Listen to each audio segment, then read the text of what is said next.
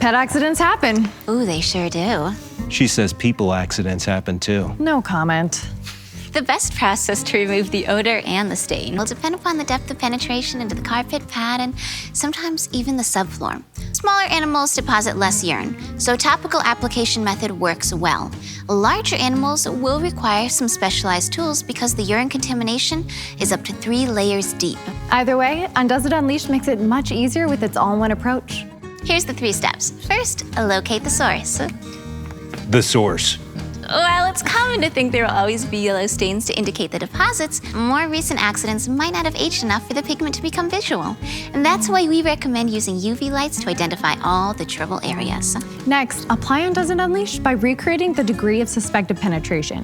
Meaning if you think the urine goes all the way down to the subfloor, the treatment must do the same. Allow a dwell time of 1 hour. Then extract and rinse, and that's it. An added bonus, pets tend not to reoffend the area because when applied correctly, the odor's been reduced completely. And don't forget it works in upholstery too. Should we do a new video on upholstery? Oh, good idea. Okay, let us know in the comments if you'd like us to. And don't forget to subscribe. Are you hungry? I sure am. Oh, so am I. You two can fend for yourselves. Legend Brands.